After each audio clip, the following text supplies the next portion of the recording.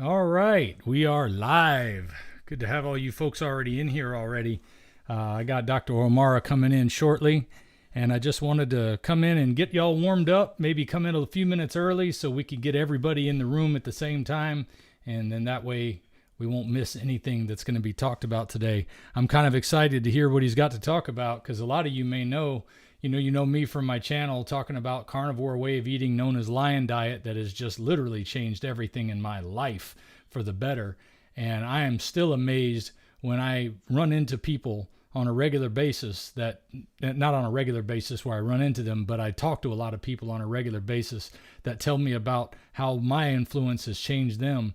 And even a lot of the current YouTubers you see out there like Carrie from Homestead How and a number of other ones like Semi-Retired Bob who learned about the carnivore way of eating from my channel, and that they've carried that voice on to even more people so that we're just reaching thousands of people, helping people get healthier, happier, fixing all those problems in their life that they never would have thought would have been solved by something as simple as changing the way you eat, which is not necessarily simple, but compared to all the things it's fixed, it is very simple.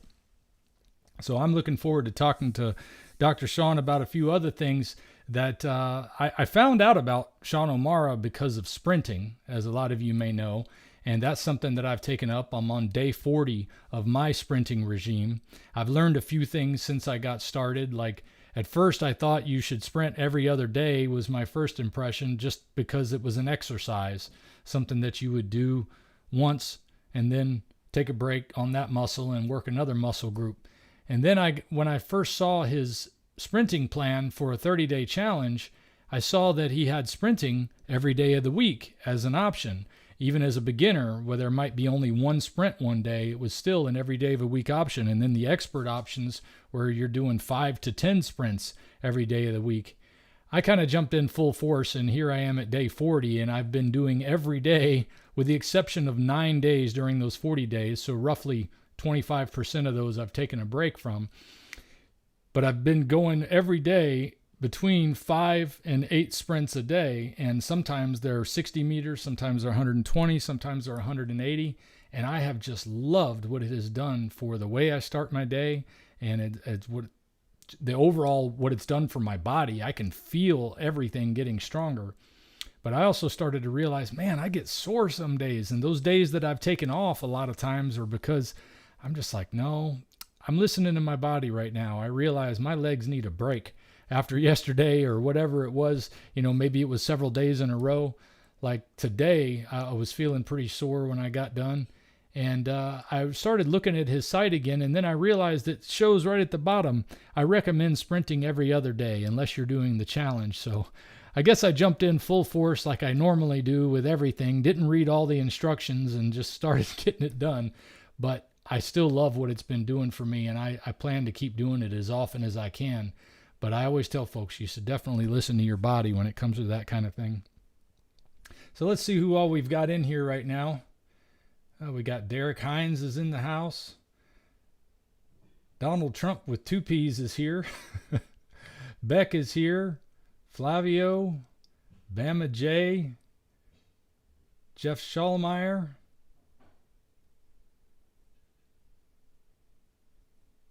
Anna A.K. says hello from South Africa. Wow. I can't get over the fact that the reach of this thing that I started just trying to share with a few of the guys that were watching me play Golf Clash for over a year on YouTube has turned into something that's reaching people all the way around the world and helping them get healthier. Pate's here from Finland. A number 1 meat eater kid is here. Fellow sprinter. Lemonade. I've seen quite a few posts from her on Facebook. I think it's a different screen name, but nice to have it here from California. Lemonade. Got Chrissy Bird here all the way from New Zealand. Stephen Tucker is here from Midhurst in the United Kingdom. Joel Pearson is here from cold Maine. I don't know how you do it, Joel. You guys and your cold weather fun. It gets too cold in Florida for me during the wintertime. I don't know how you stand it up there. Let's see. Max K is here.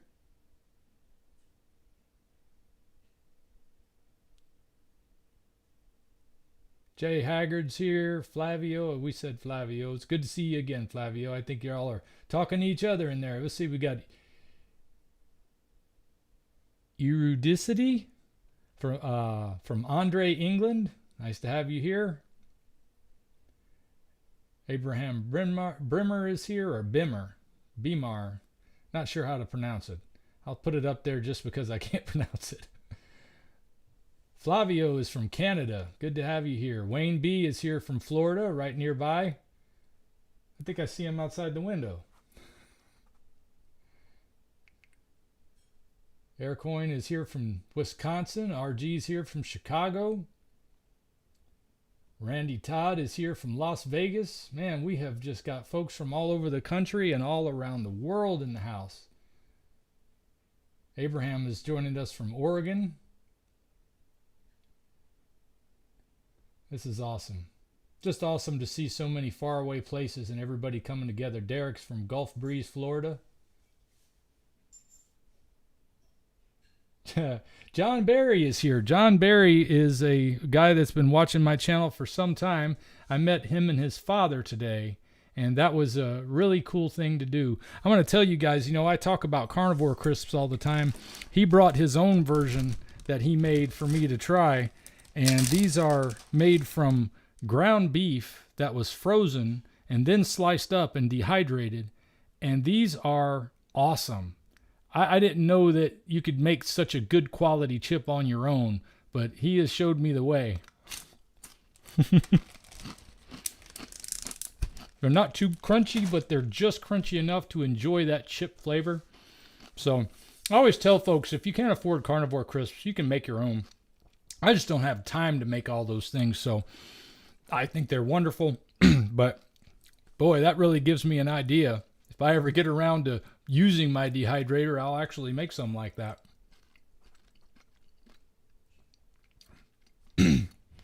John is here in Ocala. That's why it was easy for us to get together today. Craig Faulkner here is from Scotland. Melanie's an Army wife from Ohio. Jay Hoggart is here from Pennsylvania. Jay Watts from Utah. Wilmington, North Carolina is in the house. Good to have you, Paulette. Kev W from Sydney, Australia, originally from Ireland. Tony Neary is here from Glasgow, Scotland. Laura Munyon from Vancouver, Washington. And Zandra Belson is here from Michigan. And I'm sure we're going to have a lot more folks here to talk about this today, so I'm looking forward to it. And before I bring Dr. Omara in, I do want to say I got to see the first 3 episodes of The Chosen last night at the movie theater for season 4, and it was wonderful.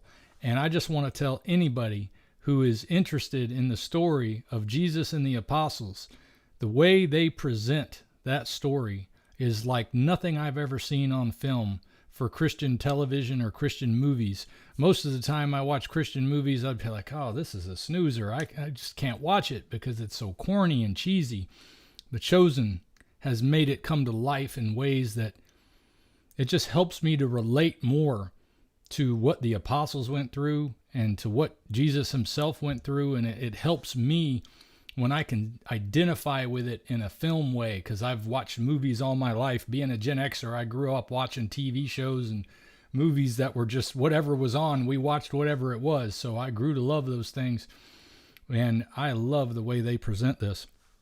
Something I noticed while I was there last night was the cost of popcorn and sodas. So when I hear people tell me that carnivore crisps and carnivore bars are just way too expensive, I can't help but kind of laugh once I saw some of the prices on these things that I was looking at yesterday. Like it was $22 for a pretzel, a popcorn, and a soda. I brought a carnivore bar with me, which is like $14 a bar or something like that. And you say, wow, that's a lot of money for a carnivore bar. Well, yeah, I'm not using it to replace a meal. I want to use it for something like this where I want to have a snack, but I don't want to eat the garbage they have at the theater. So that was wonderful too. So if you have a chance, get out there and check out The Chosen. I know I've talked about it before, and a lot of you are going, what is he talking about? What's The Chosen? Well, that's why I wanted to share it with you, because even John today, when I talked to him, he had never heard of it, and it's something that he's going to check out as well. So I wanted to bring that up. And I did mention in an earlier video today where I was telling everyone about this live stream because I wanted you guys to be here. Get ready to ask your questions. Once Dr. O'Mara is done talking, we're going to have a live question and answer session. I'm going to have an option for super chats to be at the very top of the list, because obviously if somebody's willing to put their money where their mouth is, they should get moved to the front of the line. And then I'm going to try to go through as many questions as we can so that folks that want to get some answers about sprinting or optimizing your health, or maybe even questions for me about the carnivore diet, that would be great. But I would like to try to keep most of the questions directed for what Dr. Sean is talking about, because we got him here for just a little while, and I'm thankful he's able to be here. And another thing I mentioned in that video earlier was something about the Dreo Chef Maker. I'm not going to go into a whole commercial or anything here. You guys know I use it. I love it. And it's going to be on sale between now and Valentine's Day. When you use my link that's in the description, you'll get 30% off when you get the Dreo Chef Maker right now. So now that I've got all of that housekeeping stuff out of the way, let me introduce Dr. O'Mara. I did a little reading on him myself just before I came in today. I was looking at his website here. The world's leading health and performance optimization physician. Dr. O'Mara works with business executives, professional performers, and athletes motivated to optimize through innovative techniques of performance enhancement. Dr. O'Mara was the founder of an innovative medical startup in Minneapolis, Minnesota called Lantu, Lantu, focusing on health and performance optimization. He has over a decade of experience evaluating and, more importantly, reversing chronic disease. He innovatively provides his clients with practical solutions to optimize their overall appearance, performance, health, and quality of life. No risky pharmaceuticals, hormones, or surgical interventions are needed for better optimization results. So that's just a little bit of background on him. You can always go to drshawonomara.com and read more about him. But let's go ahead and bring him into the show, and we'll let him introduce himself a little further.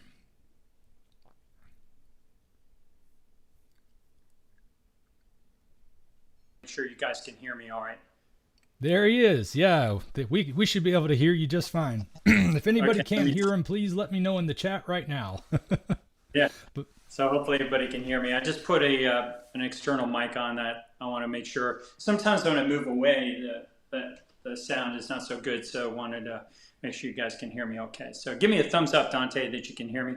Can hear you just fine. I'm going to crank up your volume a little bit because I think yours might be lower than mine. Okay. All right. So, hey, everybody, I'm super excited to be here with you. This is my favorite topic to talk about, health optimization. And big shout out and thank you to Dante for inviting me to be a part of his presentation and his community. I think it's awesome. I'm very excited about what's happening in social media, because social media is leading the way to really highlight the importance of health.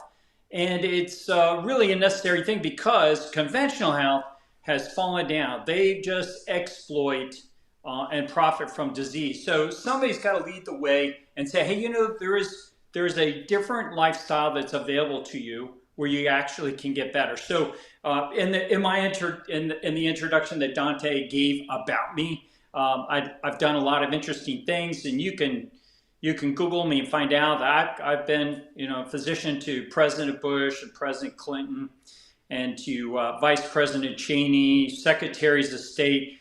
So I know how to take care of the senior executive service of our country, so the most important people in the world. I've taken care of royal family members, 52 different billionaires that manage hedge funds. And here, let me tell you about them. One of the interesting things, and if you're listening today, is they're no healthier than you guys. They really aren't. In fact, you're better off than they are, because when you have that much money, that much affluence, you become a true silver spoon. I mean, you just want to live, an affluent lifestyle, and that's not the way we're meant to be. Genetically, we are evolved and adapted to bust butt and go out and hunt and gather every day. So that's what I've learned as a researcher. I've abandoned my previous concierge medical practice, walking away from the uber rich, ultra high net worth individuals to work with clients now, men and women, who want to become the best biological version of self. So I'm going to be talking for the next half hour about that. And I want to start by sharing with you some things that you should pay attention to that we've learned. I mean, adjust this just a tad bit more. That we learned in a study for the National Science Foundation. So back in 2015, my research partner and I purposed to figure out how you can reverse chronic disease for the National Science Foundation. So we were funded by the NSF to study that. And we look to what happens in nature because there is only one species that roams this planet that has chronic disease, and that's us, Homo sapiens. So we were bold enough to ask the question, why isn't it present anywhere else? And it really comes down to lifestyle. How we live is incompatible with really being healthy, and how animals live in the wild lends itself perfectly to optimizing their health. So that's why they live generally in a metric that we call health span that does anything that we can do. They enjoy a quality of health for almost the entire length of their existence and then quickly die at the end. And that's how we should be living. But typically, our health goes down the longer we live. We start off super healthy and then we get worse. So I'm going to share with you the metrics that we identified and key strategies to optimize those metrics so that you can start better leveraging insights how to live better. It's boring and it's really misplaced for you to think, I'm just going to get healthy. You don't want to get healthy. You want to get optimally healthy, because the more healthy you get, the better you biologically optimize, the better your quality of life. So that's what I'm going to preach to you, talk to you about. I'm not selling anything. I'm not selling it. I'm giving it away, okay? I worked, just listen to me, 7 years, full time, waking up 4 a.m., going till 9 o'clock at night, volunteering, not taking a penny for 7 years. I worked part-time to feed my family, but I did all the volunteering to help our country. And I'm giving it away for you today. Why? Because I'm mad at the system. I'm an MD, I went through medical school, and I realized somebody has to stand up and tell the truth, and I'm going to be that person. So for the next 25 minutes or so, I'm going to talk about these metrics, what you got to do, and at some point I'll put up a list of things so you can take a screenshot on those, and then we'll take some questions. All right, so we're going to start off by looking at MRI scans, okay? And we're going to look at it through the level of the abdomen. So we're going to take an image and a cross section through somebody's abdomen like this, and it's going to create this kind of an image down here. This is unaltered. So on an MRI image, MRI scan, fat shows up as white, muscle shows up as dark, bone shows up as dark, and organs, your intestine, your colon, your pancreas, liver, those are all dark.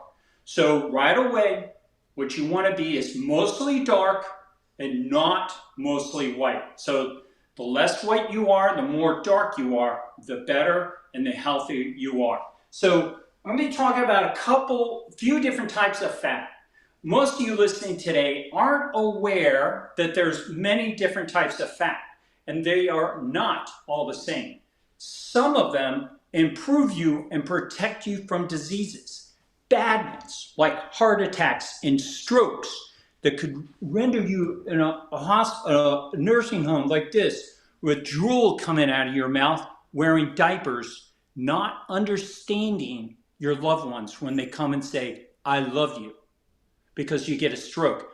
And I'm not fear-mongering. It's the #1 killer out there today is heart attacks and strokes. And nursing homes are filled with stroke patients if they survive for a period of time until they fall apart. and eventually dying. So you do not want to have a heart attack and stroke. And for the most part, chronic disease is completely preventable if you know how to live. So we're going to warn you about a very dangerous type of fat called visceral fat. So the protective fat is superficial subcutaneous fat. I'm going to show that in a slide. And the dangerous fat is what's in red up there in the middle of your abdomen. It's in the middle of your abdomen. You can't see it. You can't feel it. It's invisible obesity. It's a danger lurking inside of you that doctors aren't trained about. It's not read on radiology studies, CTs, or MRIs of the abdomen. You have got to learn about this yourself. You can Google it, visceral fat, dangerous, and learn about it. Then go have a very short conversation with your doctor. Why is it going to be short? Because he or she won't know much about it because it's kept from the medical schools. Why? Because it's the best thing that you can do to improve your health is get rid of your visceral fat. It's where most chronic disease is being caused or associated from, is this lurking fat inside of you. So learn about it. There's only one radiologist in the world who reads it, Dr. Anna Rosa, R-O-S-A, Anna, A-N-A. Google her, listen to her podcast, and she'll tell you about visceral fat. And hopefully we can get this into medical schools. It's not the doctor's fault. It's the people that control the curriculum, mostly big pharma. All right, so this is bad. This yellow is good. But we're also going to talk about this white fat in the muscle there that's I'll just blow it up a little bit more. This white streak in these muscles is human marbling. You've seen it on steak, and we're going to expose that today and show it to you a little bit more. All right, here's a guy who's really unhealthy. They've got a lot of visceral fat inside of them. This is their belly button. That's why it's diving down. Their muscles. And look at those muscles. Human marbling filled with fat. Do you think your muscles will serve you very well if you're accumulating a bunch of fat in them? No, you haven't even been in medical school. And you can intuit that. But this is happening, and nobody is telling you about it. Because if you knew about it, maybe you'd change your life, and then maybe you wouldn't have disease, and then maybe the gig is up. Do you know that the largest part of the economy of the United States is healthcare, and 90% of it is chronic disease? It's the largest moneymaker. It dusts Jeff Bezos, Amazon, dusts it. Dusts it. Largest part of our economy, healthcare. And somebody bright like an Elon Musk or somebody really bright gets to Elon Musk and teaches them about this, he's going to disrupt healthcare and he's going to change humanity forever. But because you're following Dante, you're learning about this early on. So this is a bad player. This is really bad. And let's show you another one. Do you see this black line right here? Little thin line going around like that? That's a membrane that separates subcutaneous fat. So there's two types of subcutaneous fat. One is deep and one is superficial. Not too hard to understand this one. This one is deep because it's deeper to the body. The superficial is this right here. Superficial protects you from disease, like I mentioned, heart attacks and strokes and cancer and liver disease and other pathologies. So you want superficial subcutaneous fat. You don't want deep subcutaneous fat. The deep secretes inflammatory molecules just like visceral fat does and just like muscle fat. So I've already told you 3 bad fats: visceral fat, deep subcutaneous fat, and human marbling in the muscle. And we're going to get to one more, organ fat, around your hearts and in other organs. But the one good one that you want to pay attention to is superficial subcutaneous fat. So I've gone on social media saying you do not want to have a six-pack. You want to have it, you just don't want people to see it unless they're doing an MRI. That's a six-pack up there. It's muscle in there, but you do not want to see it. You want to have a layer of superficial subcutaneous fat protecting you and guarding you against disease. So people walk around. Here's an interesting thing. Just go on Google and go on Google Images and Google six packs. And when you see them, oftentimes what you see is a look like this, or the head is chopped off. You can't see the head. And so very frequently, people that have six pack have messed up looking faces. They're not very attractive because you really need that layer of fat. It's beneficial to you. It's fascinating. I love research. All right, let's get into some good examples and bad examples. Mostly dark, not too much white in there. Mostly white, not too much dark in there. Take home lesson, when you get a lot of white, your dark shrinks in a condition called sarcopenia. Hey guys and girls, ladies, when you get in your 50s and 60s, you start shrinking and losing your muscle. Sarcopenia. It's visceral fat building inside of you, shrinking that muscle. Get rid of that visceral fat and your muscle comes back. All right, let's look at this guy who had really good muscle. Look how nice his body looks. This is his image up here, mostly dark. And this is what he looks like in real life. He's in the Army with me, Army National Guard. Gabe trains people really good into fitness. So if you get rid of your visceral fat, you optimize your muscle, you look good. All right, let's look at another scan. Mostly dark. There's hardly any white in there. Nice oval shape. Now, this person, I saw them on Instagram, and you can follow them. We're going to take a picture of them. We're going to look at their picture, rather. No visceral fat inside. When I saw this as the lady, when I saw her image on Instagram and media, I'm a researcher. I said, this may be the healthiest woman I've ever seen. Incredibly healthy. Let's take a look at this lady, okay? She's on Instagram. You can take a screenshot of that and follow her. Nice abdomen, nice legs, nice tone of her arms, and look at that gorgeous thick hair. And you got to show off her face. She's got a very attractive face. She's a model. So I saw her and I said, well, she's not just pretty, she's really healthy. And the thing about her is that she's 59 years of age, so she's almost 60. Really, really healthy woman. So the thing about her is, it's not that she's missing visceral fat. Ready for this? She never had it. You see, it's the influence of visceral fat, not just the existence. Visceral fat destroys your body, but when you get rid of it, then your body can start recovering. This lady looks gorgeous and beautiful at the age of 59 because during the 70s, she went on the Atkins diet, only like many other people, she never went off of it. Everybody else went off of it, started following the government, telling you to cut out fat and to eat carbs.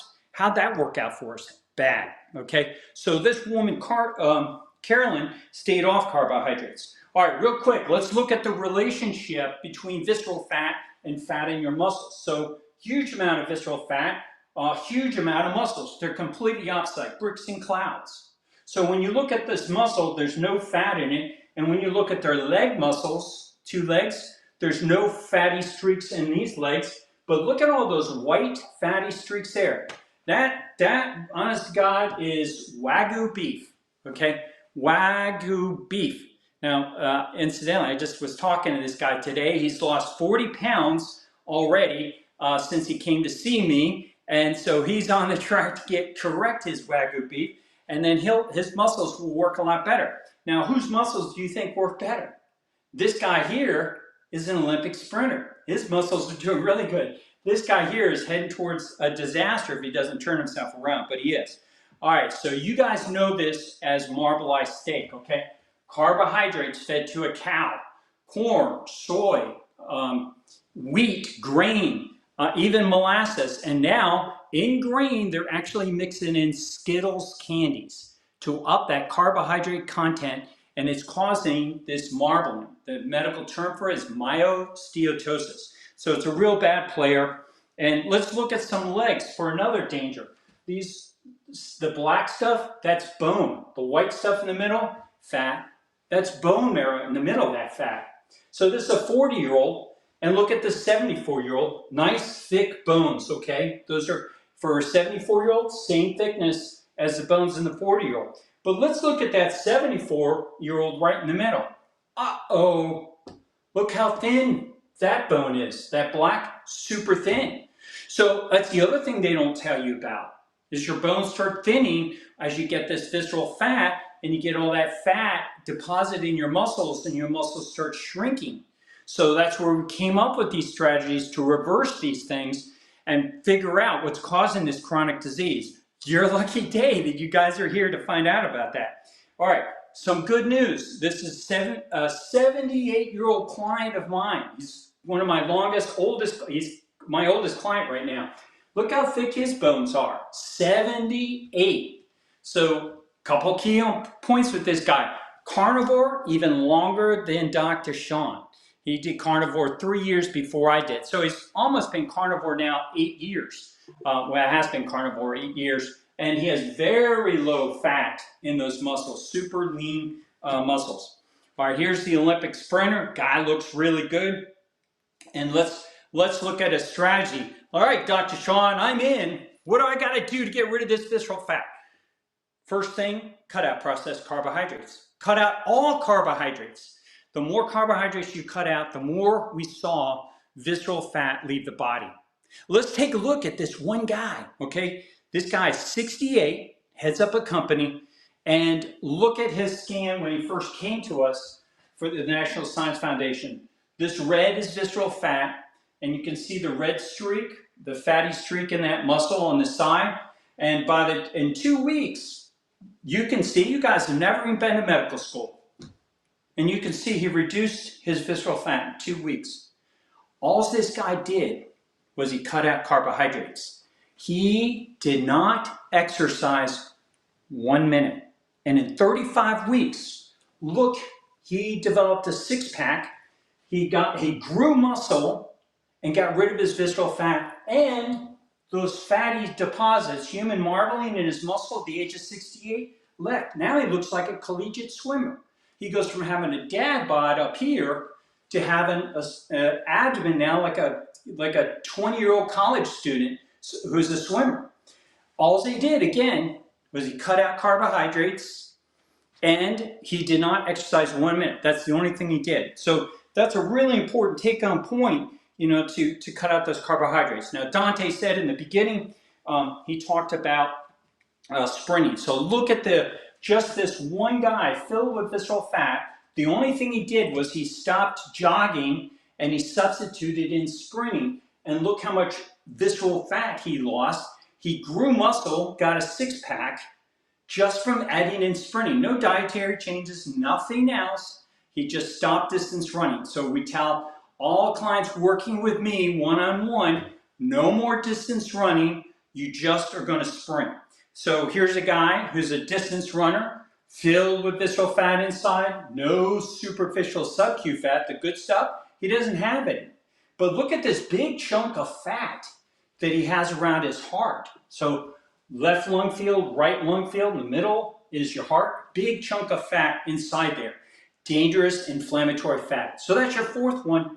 First one is visceral fat, deep subcutaneous fat, human marbling in the muscle, and the fourth one is organ fat. So we see this collection around the heart. So very, very dangerous. Forget CAC scores. You want to get MRIs and look at these dangerous inflammatory fat. That's much more useful for optimizing your body than a CAC score. All right, moving along real quick here because I know we're running out of time. These are cerebral arteries, okay? These are arteries in the brain. And we started studying these brains because people kept coming up to us and say during the course of this study, why am I smarter? Why is my memory better? Why do I make less mistakes? And so we started scanning brains at the end of the study for the National Science Foundation on chronic disease, and we noticed that blood flow was impaired in the arteries. See how light it got up in this particular artery here? So not as good as blood flow as dark, dark, dark, then it gets lighter right there and it's weak. But look right here. Uh-oh. You can't even see any blood flow in that particular area because there's a big blockage, a big plaque. But look what happened to that same artery 9 months later. It opened up on the right and it completely opened up on the left.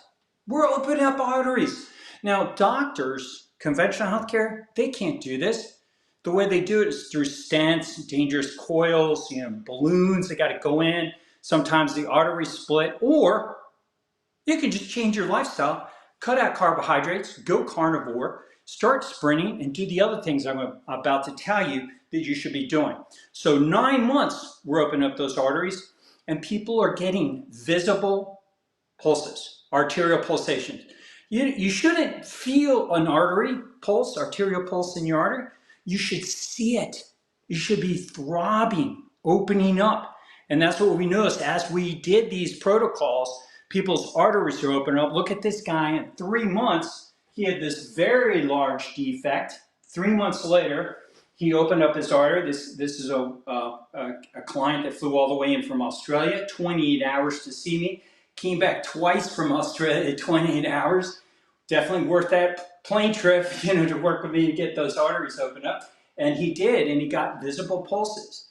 But the other thing that's happening is, arterial blood flow is improving. We're getting blood flow better to brains, so people's memory is improving. Blood flow to the hearts, so their hearts are improving. But to all their organs and their skin, so they look a lot better.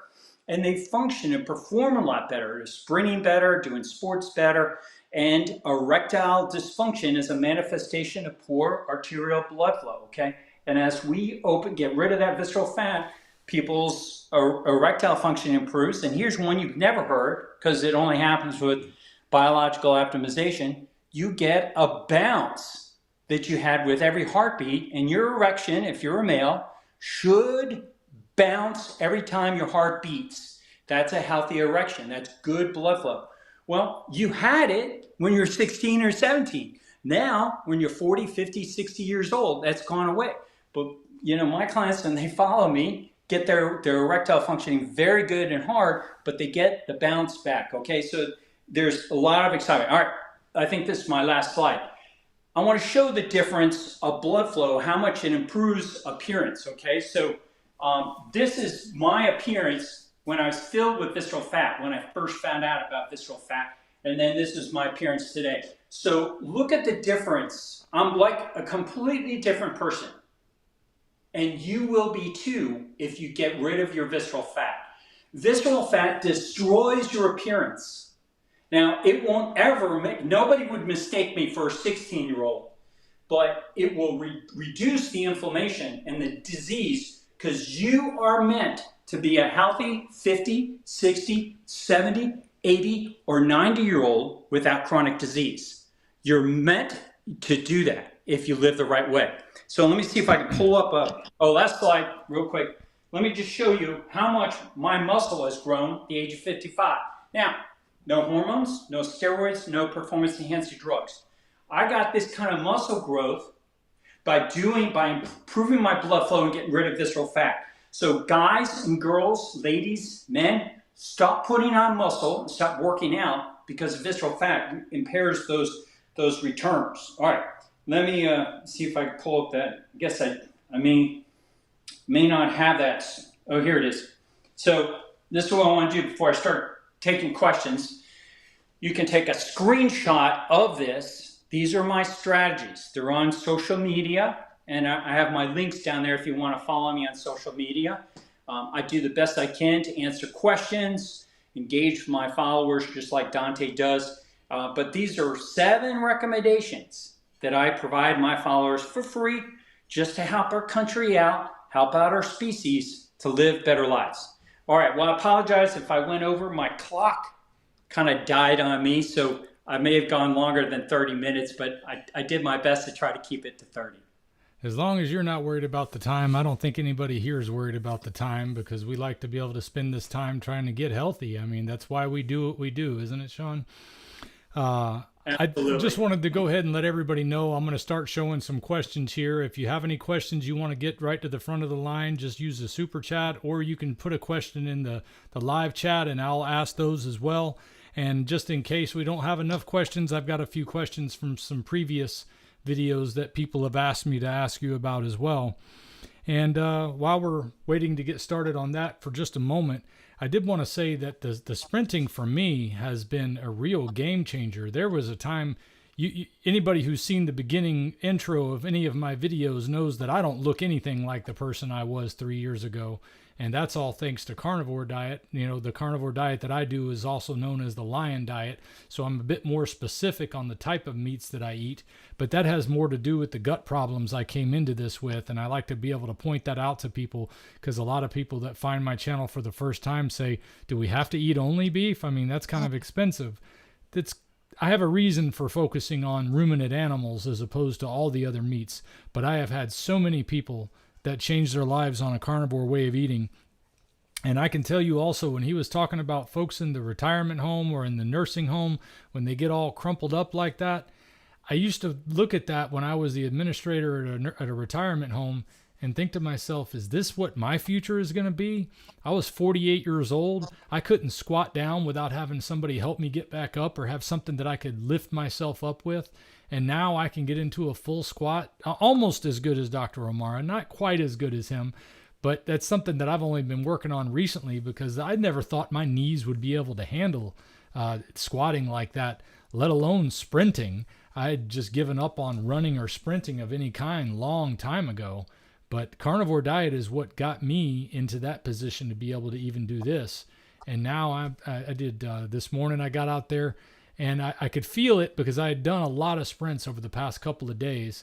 And then I did 360s this morning after that were all relatively close together. I think between my warm up and my sprints, it took 20 minutes.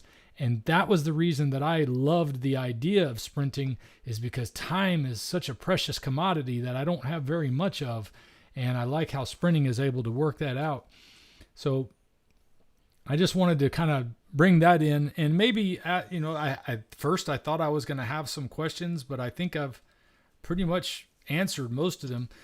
The one question I have, and I get a lot of people asking me about, is about running on the balls of your feet as opposed to heel toeing it or landing flat-footed. I've watched a bunch of sprinting videos and very few of them comment on where your foot should land. Do you have any insights to give on that? Yeah, so the simple answer is, when you do max effort running, your brain automatically has you doing forefoot strikes. You're going to be landing more on the forefront of your foot and not heel striking. So people that do distance running, kind of jogging, tend to heel strike more, and those forces go directly up, up the bone when you're landing on your heel. But when you land on the forefoot, this is your shock absorber. Oops, let me get this way. So this foot, this ingenious foot, becomes the shock absorber. So it's much better to sprint and do a forefoot strike. So I actually prefer to run barefoot. Don't run barefoot in a park where there's glass and needles. But if you can run barefoot in a clean surface like a lacrosse AstroTurf field, or a football field with AstroTurf where there's not going to be glass and stuff out there, it's a real optimized surface run in, or sand on the beach. Many of us don't have access to sand on the beach. But yeah, you want to run barefoot if you can. And if you can't run barefoot, then I recommend barefoot shoes. So barefoot shoes are also called minimalist shoes, or in design, they don't have support, they don't have cushion, and they're way healthier to wear and walk around and sprint in, because your form is more natural. So you have less likelihood for getting injury, and you just have better running technique. So yeah, barefoot running is great. One of my favorite shoes to run is a single layer moccasin.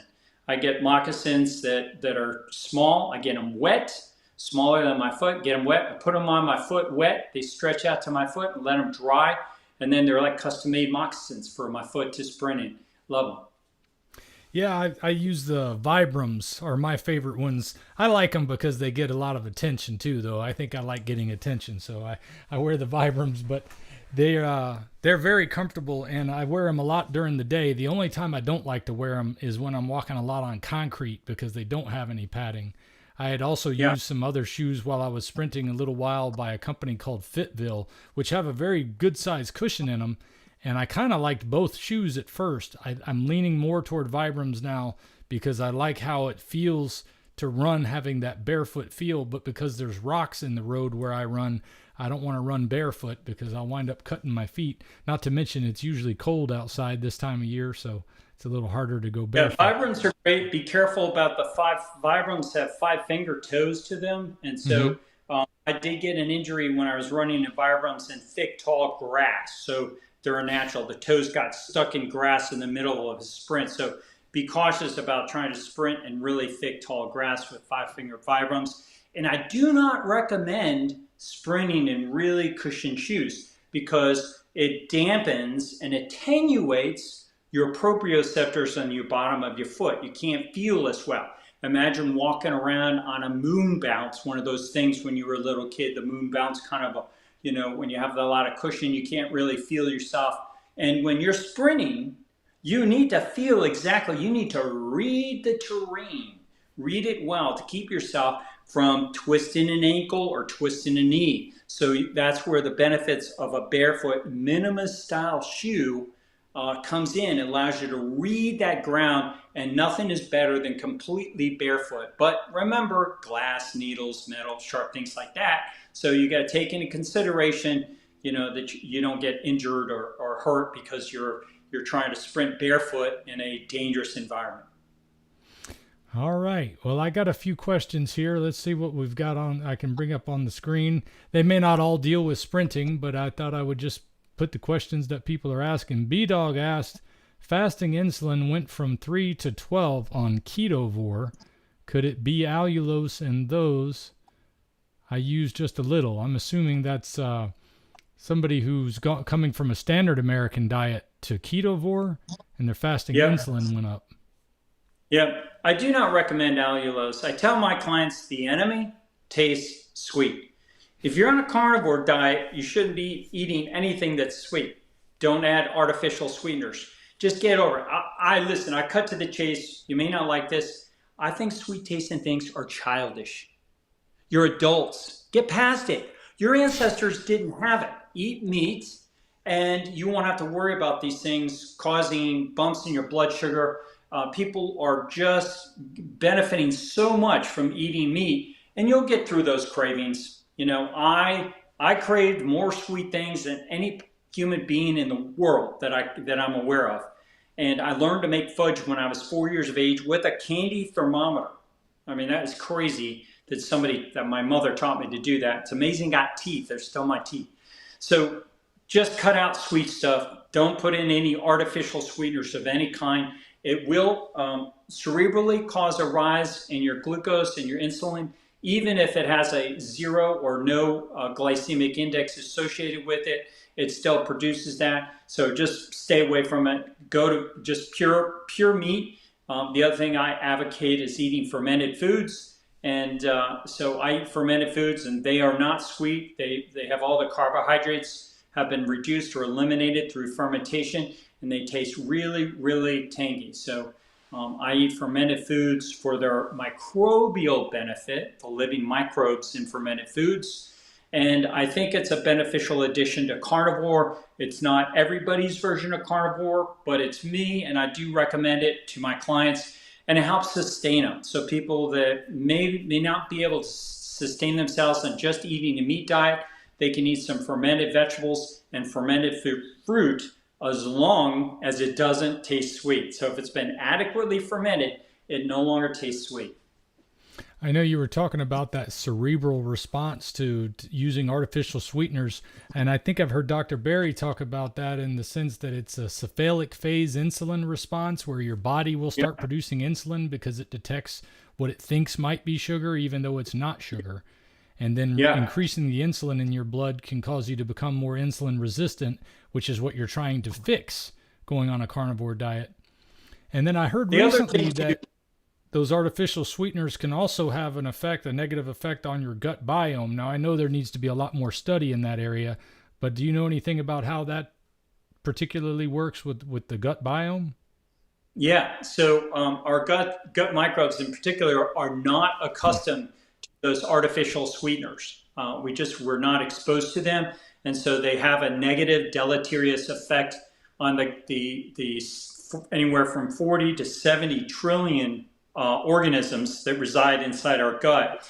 And they also reside inside of our body too, and they reside in our mouths and our sinuses as well. So yeah, you really disrupt your microbiome when you're availing yourself and using those kind of things. So it's a hard, fast rule for me. I get my clients off anything that's sweet, tell them not to eat that way. And the other thing I think is worth pointing out, Dante, is in that gentleman's question, I assume it was a guy, but is the insulin can go up as a consequence to other things besides diet. So some other factors are alcohol consumption, poor sleep, and then stress. So if you are having any of those in your life, you can cause an increase in your cortisol and a corresponding increase in visceral fat and a insulinogenic response where insulin starts going up as well. So we need to be thinking more comprehensively than just diet. Other factors influence insulin and influence our health. So, but I do reinforce the fact you shouldn't be eating anything sweet. You want to reduce stress. You want to get optimal levels of sleep, making sure that you're sleeping well throughout the whole night, and reduce your stress. Stress mitigation techniques are really, really important because you can eat pure carnivore, the healthiest diet in the world, and get God himself to come down, Jesus, and take you by your hand and say, you have eaten the healthiest diet of all of my creation. But if you got stress in your life, you have poor health. So you got to be thinking more comprehensively. I absolutely realized that lately because stress has been something that has crept up on me over the past year. And it crept up on me in 2020 and 2021 for some very obvious reasons. And I think a lot of people are suffering from levels of stress that they've never felt before. The stresses of life in general can be enough. Just managing having children, whether you're homeschooling or you're taking them to school, it doesn't seem to be any different. And from my experience, and I've done both, that there's just so many things going on. Then the government needs so much information from you all the time that I don't want to give them anyway. And you got to deal with taxes and deal with how you're going to take care of your family, pay your bills. The insurance costs are going up. I mean, we could go on and on about all the stressors that have been increased over the past 3 years. But I can tell you that a carnivore way of eating took so much of that away from me early on that it made it so much easier to cope that I felt like I was floating on air. But I think as my body adjusted to having that carnivore lifestyle, I still was dealing with a lot of the stressors, and my body kind of relaxed a little bit about easing that stress off.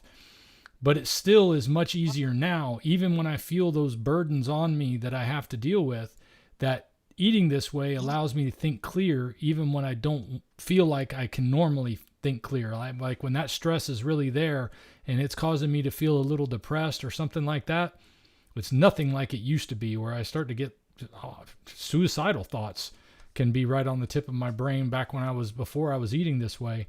But that's a thing of the past. So stress is definitely something we all want to work on. It does make you a lot more resilient and have a healthier response to the stress.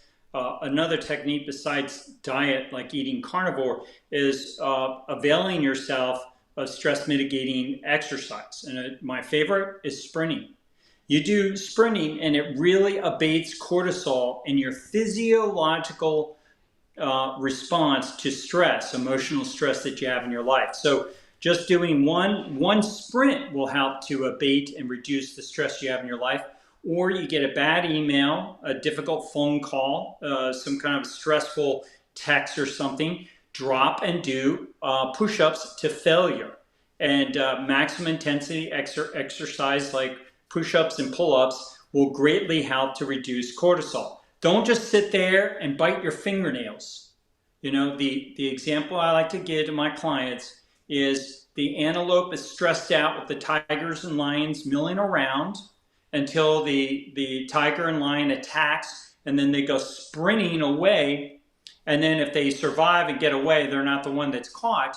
They're actually better for that intense sprint, that momentary stressor, because it actually reduces their cortisol.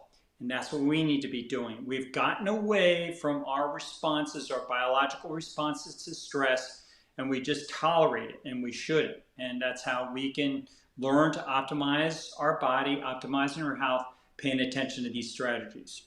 So is there a difference in the way that maybe longer term hard exercise affects your adrenals as opposed to the short burst exercise like sprinting or doing a few, 20, 30 push-ups, whatever you're capable of doing in one shot? Yeah, so it hasn't been adequately studied, but we saw consistently people that did distance running and did distance cycling, long cycling on a bicycle, 20-mile bike rides, 100-mile bike rides, they were filled with visceral fat. And so what looks like happens is reactive oxygen species, I believe, probably best explains this, that they end up getting a lot of reactive oxygen species, which are a byproduct of exercise. And they're simply doing too much exercise. Too much of anything is bad. So what you want to do is maximum intensity exercise, like a sprint and a short burst. And one of the scientific responses to exercise is a molecule called a myokine. And myokine is a messaging molecule that gets released when we exercise in proportion to the intensity that we exercise, not the duration. So studies show in 10 different forms of exercise they looked at, the ones that were most intense produced the most myokines. Now, what do these messaging molecules message? They tell the body to do two really important things. Heads up, burn dangerous fat and build beneficial muscle. Now, who's listening right now doesn't want beneficial muscle and get rid of dangerous fat? So what you need to do is maximum intensity exercise, and right at the top of the list of 10 forms of exercise that was studied, the one that produced the most myokines, sprinting. Second one down, weightlifting, resistance training. What was at the bottom of the list as the worst? Jogging, running, doing like a marathon. It produced the least amount of myokines. Now let me try to explain this to you. When you lift weights and you build muscle, and when you sprint, even though you're using your legs and your glutes when you're squatting, that's why weightlifters never skip a leg day. Because when you squat, you build your arms, even though you never work your arms because of myokines. But look at this. Nobody's talking about this. You look at those professional bikers, bicyclists, Lance Armstrong types, fantastic, enormous legs. The skinniest, scrawniest arms ever, little tiny chests. They wear their little pretty, colorful shirts and stuff concealing it. They have no myokines. It's insane. Get your butt off a bicycle, stop jogging, and get your butt outside sprinting and get what evolution has taught us, this adapted form of exercise, sprinting like Dante has done. And watch what will happen to your body, eliminating dangerous, deadly fat and helping you put on muscle. So when you're 60 years of age, you got a nice build, not because you take steroids, not because you take performance-enhancing drugs, but because you know how to exercise and you know how to eat and you know how to live. That's what's available to you if you do these things. Well, two things I can attest to that when it comes to sprinting for me is that sometimes in the morning, especially when I'm the only one up in the house and I just don't feel like really doing anything, I'm feeling a little like maybe I had a bad dream and I woke up in a bad mood or it didn't feel as good as I normally do. And then I finally push myself out the door to go sprint. Once I get back, it's like a feeling of elation. It's all that, anything that was negative disappears afterwards. Yeah. So that's definitely about what you were saying. Joggers talk about the endorphins and the runner's high and stuff. You don't have to go out and run 20, 30, 40 minutes to get that. You can get those endorphins way better and just going out and sprinting for 2 minutes or 10 minutes. You're going to get this fantastic release of those mood enhancing substances that nature rewards you with. So Yeah, it's And I absolutely the feel it case. in my body, in the upper body when I'm done. It's like it's amazing to me that it just feels like I had a workout up here, even though the most thing I did was using my arms like that. But Yeah, well, that you is do. definitely. I mean, you increase the reason why you feel full in your pectoralis majors and your arms, and they do get full of blood because this glorious molecule called nitric oxide. Nitric oxide gets maximally released when you sprint and not much release when you jog. So you get this huge muscle pump when you sprint. If you're listening today, go out and try it. Pay attention to your arms. Measure them if you want. Take a measurement before you sprint and measurement afterwards, and that nitric oxide will increase that in just minutes. So the other thing is I notice visible pulses get enhanced when you go out and do sprinting, or you go out in the sunshine, you go into a sauna, or you fast. These things, natural things that increase nitric oxide, will amplify the visible pulsations that you get and also fill you with blood.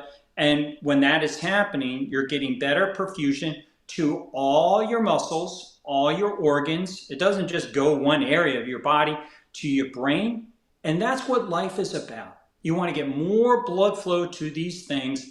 And medicine will not do that for you. Conventional healthcare does not do that. They may open up a stent to a little area of blood in your heart, but is that all you want? Just a little, little blood going to your heart? No, you want this going all over your body. You want that, glorious health optimizing body that you're entitled to have in your 50s, 60s, 70s, 80s, 90s, and your 100. Kayla Shea also asked about why her heart rate goes up so much after she eats, and then how often should women sprint? Is there a difference for men and women? Yeah. So your blood flow in some people, the heart rate will go up because of a phenomena after you eat called gastric steel. Gastric steel is when your stomach, your gastrointestinal tract is filled with food, the blood is diverted to the stomach. And when it's working down in that area, there's not as much blood going to the heart and the other tissues. So the heart has to beat more to get the little bit of food that's, a little bit of blood out in the periphery to go to those areas. So don't be too troubled about that. Some people report feeling cold because that transfer of blood going to into your stomach leaves the periphery feeling more cold. And so it's a pretty common thing. Don't be too alarmed about it. And then as far as sprinting goes for women, heck yeah. Yeah, we sprinted to catch animals, prey, that we would eat. And women were hunters.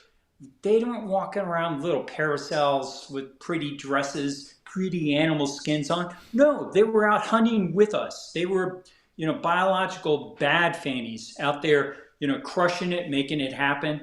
And also, they had threats too. I mean, just because they were a woman, they're supposed to be caught by a mountain lion or a wolf or some other threat? No, they could sprint. There are many Olympic sprinters today, female Olympic sprinters that would dust, guys. So forget this sex difference thing. We're meant to optimize our bodies, and sprinting is a must and essential form of exercise. And just really stop thinking of it as exercise. It's just a vital part of our lives that we should be doing. So absolutely, women should be sprinting. And so every other day, I saw you recommended that at the bottom of your chart where you talked about your 30-day challenge and how the sprint should be every day. But you mentioned at the bottom that every other day is your normal routine for sprinting. Yeah, and what I like to say, and if for people who want more information about sprinting, I have a couple videos that I've done on sprinting in my YouTube channel. I got lots of videos on YouTube. So if something I said today appeals to you and you want to look more at what Sean O'Mara is about, what I advocate, you can follow my videos in my YouTube channel, subscribe. But in there I talk about sprinting, and really my guidance today on sprinting is mix it up, because our ancestors sometimes would sprint every day, and sometimes we might go once and not sprint for 2 weeks because we nothing was to hunt, to chase, and we had no threats. So it wasn't like we just break out and start blasting in a sprint for the heck of it. But you want to mix it up today. So I say nature favors variety. So on general, my guidance is every other day to get kind of acclimated, and accustomed to sprinting, I think is a pretty decent thing. And if you're not really good at sprinting, maybe once every 3 days, but you want some recovery period in there to allow your legs to recover. And then as far as the distance goes, I try to recommend sprinting for about anywhere from 10 to 20 seconds, but you should accelerate very, very, very slowly if you have this, you're going to have visceral fat. If you're a little bit older and have more chronic disease, it's really less about your age and more how much influence has your body come under from accumulation of visceral fat. And you really won't know that, but if you feel kind of aged and decrepit, like you're afflicted with chronic disease, you got to be careful that you're not going to strain a muscle. And it could take you a year or more, or permanently strain that muscle if you aggressively tear it. And I think it was Kevin Hart was a comedian who recently tore his abdomen trying to sprint race somebody in his, I think Kevin was like in his upper 40s or maybe 50 at a barbecue, and he got a very serious injury racing a former NFL player that he challenged in a sprint. So be very careful about your acceleration. You want to slowly accelerate and follow my strategies. Do as many of them as possible. Get rid of your visceral fat, and it will put you in a healthier state to start slowly integrating sprinting into your lifestyle.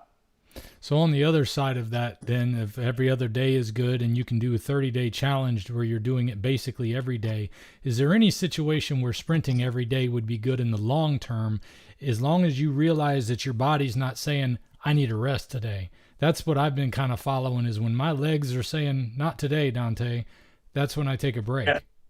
Yeah.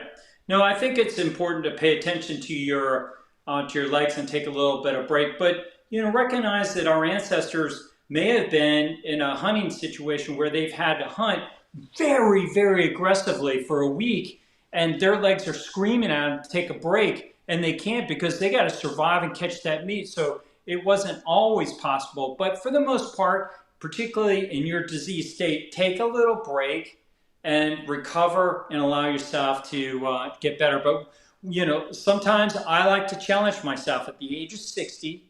I like to really bust out a really intense workout, and I may do it for several days in a row just to see, just to challenge myself a little bit more. So nature favors variety. Don't go to the gym, do the same workout, exact same time, exact same thing, mix it up. All righty. I got a super chat here from Secret Sauce. It doesn't look like it's a question, but there's a question in it, I think, still. Sprinting tips from Dr. O'Mara. I'm 30 years old and weight train regularly, but when I sprint, I can't ever go 100%, and it feels like my quads are going to tear from the bone, and it takes 2 weeks to fully recover. I think there's kind of a question in there. You might have to intuit a little better. Yeah. So it sounds like they may be aggressively working out, doing a heavy leg day, and then trying to sprint. So make sure you allow your legs to fully recover when you go back to sprinting. And after you've tried some sprinting, make sure they recover still, because if you are constantly providing a stimulus to those muscles, which is really inducing an injury state that your body is meant to recover from and create muscle hypertrophy and muscle protein synthesis, and it comes back. You may not be sufficiently recovered to allow that to happen. So it sounds like Secret Sauce needs to lay off some of his workout in between and allow some good recovery. And one thing that a lot of people are kind of getting into is cold plunge. So make sure you don't do cold plunging within 4 hours of a workout, includes sprinting, because you won't get the same muscle gains. You want to get that kind of healthy response, and so you're artificially suppressing the gains that your body is meant to get when you do a workout. Now, it might feel better, you might reduce inflammation, But what we've seen in studies, like if you get an injury, put ice on it, people don't heal as well from those injuries when they put that ice on. And people don't optimize their body as well when they work out and go into a cold plunge, cold shower, or immersion in something cold. So make sure you allow yourself to fully recover naturally, and then I think you won't have that. Listen, dude, you're 30 years old. You should not be having that. It sounds like something's out of whack with your workouts. Recover and get back into when you're able to. Cold plunge is tough for some people. I did a cold plunge at KetoCon last year, and boy, it was torture. Makes me think, though, I wanted to ask, because something I use, especially at the end of the day, I try to do all my sprints first thing in the morning, but a lot of times near the end of the day when my legs feel a little sore, I'll sit in a hot tub and put some Epsom salt in there. Is there any benefit to that, or am I maybe being counterproductive in doing that? No, I think it's good. I recommend hot tub, or even better is a sauna. At the end of the day, after your workout, is a really good time to time your sauna session. And studies show that disease is reversed when you use the best studies were dry finish saunas, so the kinds with rocks, that some people can pour water on, as opposed to the infrared. So if you are going to use this sauna, I recommend the kind that has natural heat and not the newfangled red tubes and lights and stuff that are blasting energy at you that we're just not accustomed to being exposed to. Heat is something that our species have been exposed to for a long period of time, and it's very beneficial because it releases a type of specialized protein molecule called a heat shock protein molecule. And these HSPs, heat shock protein molecules, reverse disease. So in studies where if you do it 1 to 2 times a week, a sauna, it reduces your incidence of mortality 20%. But if you do a sauna 4 to 7 times a week, it reduces your mortality over 50%. So it's dose dependent. So you want to do more saunas. Ideally, I have my clients doing a sauna session, 20 minutes every single day, 175 degrees for 20 minutes, dry finish sauna. It reverses disease and will improve your quality of your life. And shortly after a workout is okay? Yeah, right after you finish working out is a good time to do a sauna. Sometimes I'll do a sauna at nighttime. It will actually help you sleep better. So it has an usual benefit to improve the quality of your sleep and the duration of your sleep. So you can also time your saunas if you can't get it done because of work. After you do a workout or whatever, do a sauna at nighttime and play around with its effect on your sleep. I think you'll find it really substantially improves the quality of your sleep. Makes me think about my days back when I used to have a YMCA membership. It would be nice to have that sauna right there when you're done. I got another super chat here from Victoria Moody. It says, thoughts on Pilates? What about it? Well, I guess she means what about bad knees? Yeah. So, my thoughts on Pilates and yoga have kind of changed. Looking at the science, there are benefits to both of them, but in the aggregate, meaning the totality of metrics that you can follow, there are 2 types of muscles that you can build when you exercise. You don't get to build both in any one form of exercise. It's either one or the other. And when it comes to kind of durational posturing, yoga, and these kind of moves like that, you build slow twitch muscles that allow you to hold a move for a long period of time, or a posture, a pose, or to do distance running or cycling. But when you build slow twitch, you shrink fast twitch. And when you build fast twitch, you shrink slow twitch muscle fibers. That's just the way it is. So at the end of the day, what gets your 90-year-old butt out of a chair and allows you to carry groceries and allows to pick up your great-great-grandchild and have a better quality of life is fast twitch muscles. So for my clients, that's all I move towards. I no longer do any distance running. I don't do yoga anymore. It's basically two things, sprinting, and then I mimic a fight. Listen, none of us exercise. We either were fighting or we were sprinting, chasing an animal or trying to get away from something chasing us, some kind of a threat. And so when you work out, you want to kind of mimic a fight situation. So maximum intensity to failure to exhaustion, hardest effort you can give it, and that's going to have the best beneficial returns. So I'm not saying that there's no benefit to Pilates. It's just that you have only one life to live, and I concentrate my clients on spending more quality time with their family and other events, shortening up the time that they're exercising by giving them direction to exercise that has the most bang for the buck. And I know I'm going to tick off some people out there that love yoga and Pilates and jogging and cycling and stuff like that. Hey, you don't have to listen to me, but if you have the capacity for measuring how much return, ROI, you have on your investment, it's always going to be the case that you're going to get far more benefit from sprinting and maximum intensity exercise than these other longer durational type of forms of exercise. Well, my time is definitely at a premium, and I know a lot of people's time is at a premium. These days, it seems like we're just pressed for time to get anything done. So that's one of the things I love about sprinting. And my wife recently took up karate because my son is on the verge of getting his black belt at age 13.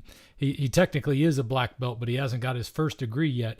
But she started doing karate with him. I can't get her up to go sprinting, but I'm even more excited to hear that mimicking fighting helps because she's doing a little bit of that with the karate practice.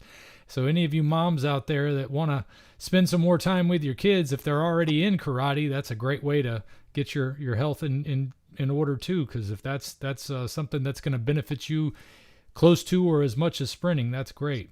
And Kayla had a follow-up question on the woman's part was what about sprinting on an empty stomach, and does it make any effect on when their monthly cycle comes around?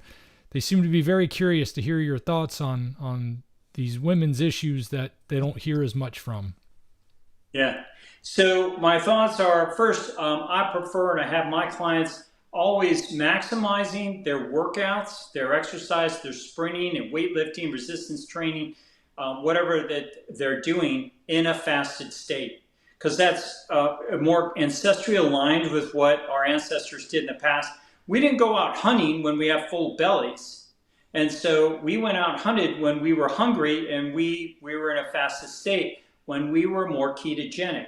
Interestingly, we're finding out when you're more ketogenic, your senses work better. So you have a greater capacity for performing exercise and doing complex maneuvers, like in a maximum intensive state. And you also have this optimized level of energy. I get my personal best records in a fasted state at about 48 to 72 hours. If I eat, I don't do as well. In a fed state, I can't lift as much. Why? Because my blood is now going to my intestinal tract, gastric stele. But when I'm in a fasted state and I'm keto adapted and I'm burning fat maximally and I'm producing glorious, beautiful ketones, then I can really crush my workouts. And that's the state you want to get into. And it's going to take some adaptation. It's not something that you immediately become keto adapted just because you're now eating the carnivore diet. It's going to take, wow, I've been doing this for 13 years. I've been keto, and I've been carnivore now for over 5 years. And it's quite an adaptive state that I've moved into. But yeah, I highly recommend exercise in a fasted state. And then as far as hormonal cycle goes, listen, our species didn't get to choose when we fought and when we had to run away. It just would happen. So if you were wherever you were in your menstrual cycle, you just dealt with it. And so I don't think we should be, females, members of our species, should be timing their exercise workouts to menstruation. It might work better if you're doing something like jogging or cycling or something like that. But when it comes to maximum intensity exercise, more ancestrally aligned with what we did, it just would happen at random. So that's my guidance to my clients, and they're doing great. They're getting rid of visceral fat. They're getting rid of fat around their hearts. They're getting rid of fat from their muscle. They're growing muscle, and their joints are much better. Their lifestyles are much better when they exercise in that manner. So don't be sexist. Don't think that you deserve or should have a different approach because you're a female. It's about life. All right, I got another super chat here from Trisha Grant. She says, "Hey Sean, this may be in two parts. What are your thoughts on the sport of bowling? Sometimes I would bowl 2 games at the same time.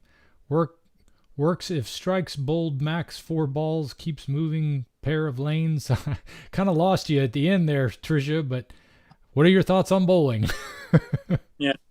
Well, it's probably more of a game, an activity of skill than it is a form of exercise.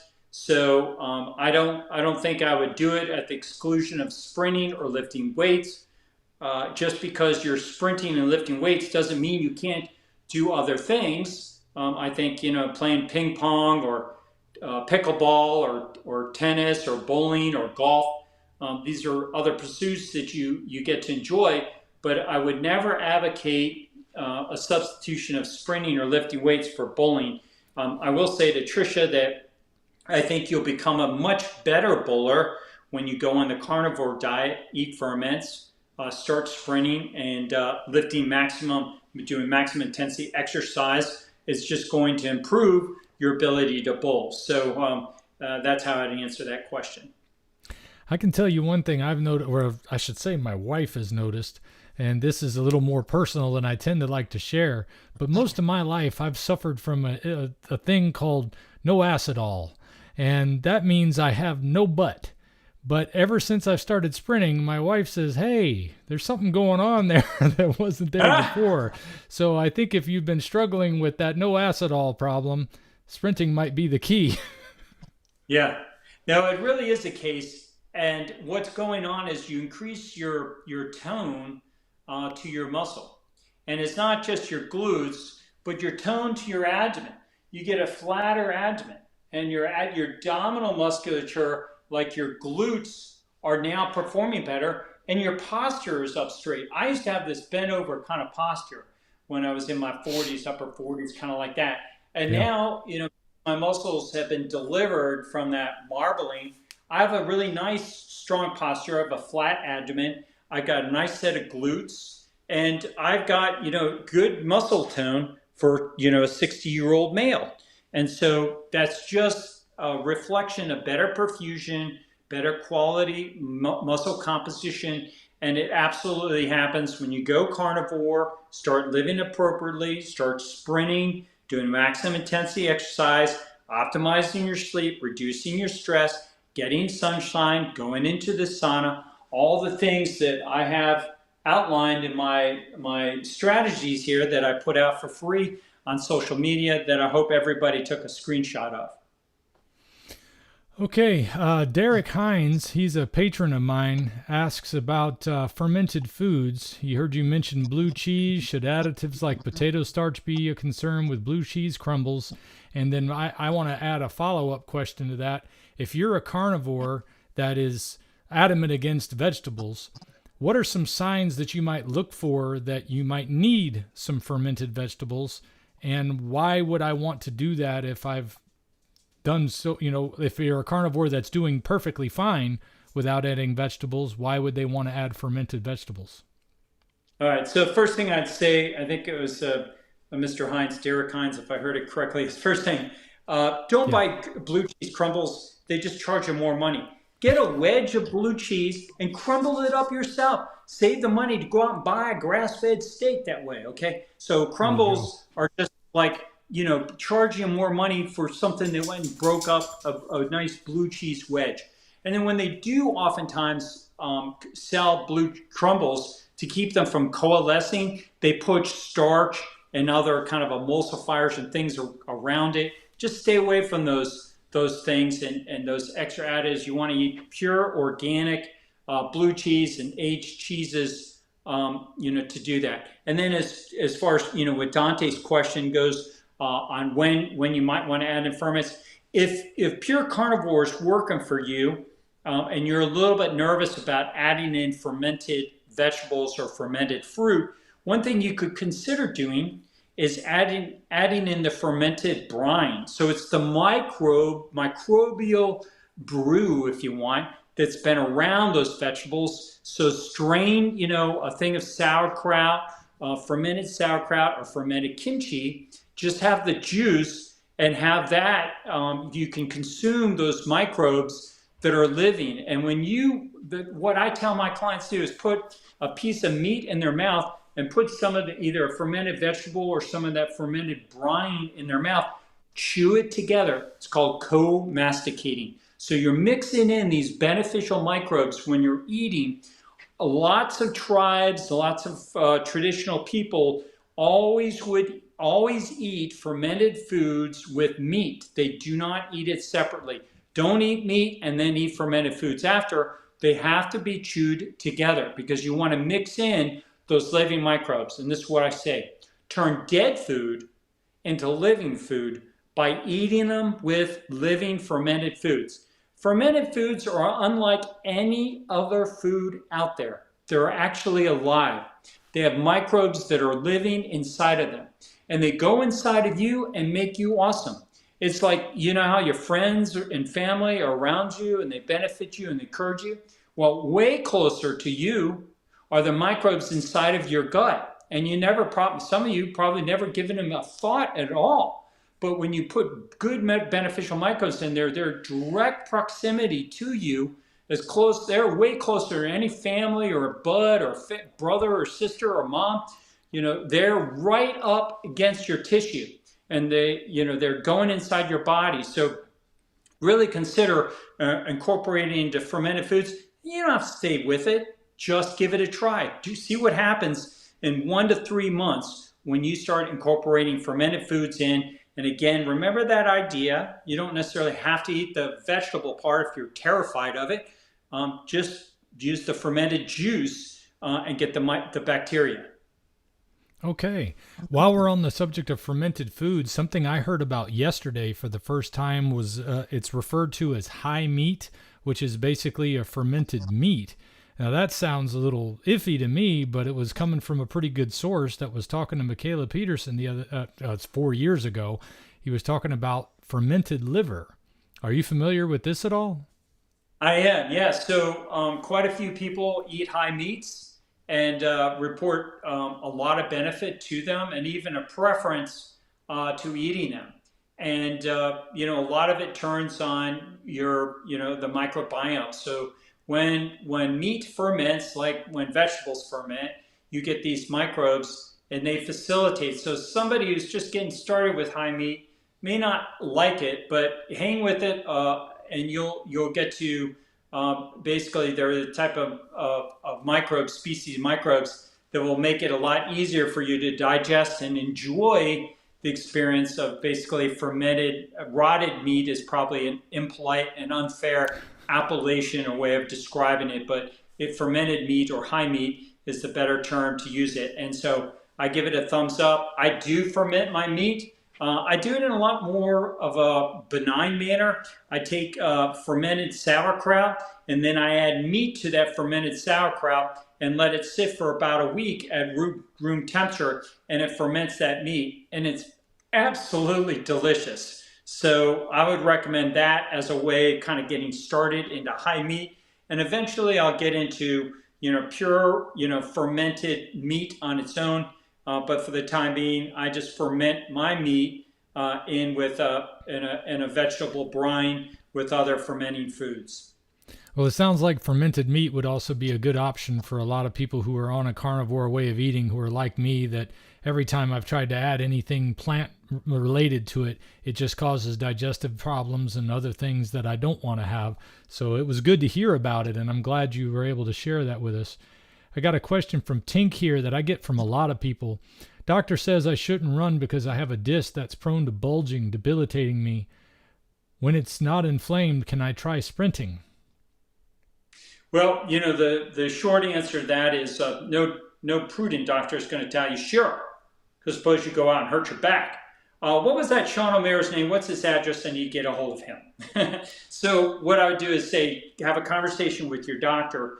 But I will tell you that as a general observation, that a lot of physicians have told their patients that they can't run because they have bad knees and stuff like that, but they can actually sprint or they have bad backs because it's for a much shorter distance, and it's more the repetitive pounding that tends to be more problematic on backs and knees. But you need to discuss your particular situation to see how tenuous it is and ask your doctor, hey, if I just sprinted for a short distance, could I try that out? Now, I kind of think, because sprinting is not taught to doctors in medical school, that he or she might, too quickly dismiss it. But you still have to find out with your doctor what your particular situation is, because I just can't really comment on how tenuous, how diseased your back is and whether that is going to be a problem for you. But I work with many clients that have degenerative disc disease, degenerative joint disease, and I get them, to eliminate their visceral fat, their backs recover, their knees recover, their joints recover. They don't have to have a hip replacement or a knee replacement. We can cancel those surgeries and plans, and they start living quality lives, and they're out sprinting and just crushing life. All right. How are we doing on time for you, Dr. Romero? I think we're okay. I don't even know what time it is at this point. So. Good. There's lots of questions. I just don't get a chance to read them all as quickly as I would like, but I saw one here. You may have already kind of answered this, but I'm sure there's a few people out there that are still, maybe they're joining us late. Tim M says, beginner on carnivore, is there any other exercise we can substitute for sprinting until we get in better shape? Mm-hmm. Yeah, so I get that question a lot. And so Tim is asking something it's on the mind of a lot of people. So if you're not truly able to sprint, one of the things I recommend doing is something called sprint swimming. So get into a swimming pool and instead of sprinting on a track, sprint in a pool. And imagine yourself swimming away from a shark that's trying to kill you or some other threat, and you swim as fast as you can. So not a strong stroke, but the fastest you can actually move from point A to point B in a pool. You want to basically be a splash and mess. Don't care about what you look like. You just, you're sprint swimming. The other thing you can try to do is sprinting in the water. Get in 3, 4, 5 feet of water and try to sprint in that water. You won't have as much joint impact, which is oftentimes why a lot of people can't sprint, is because they have some sort of issue with their knee or their joints.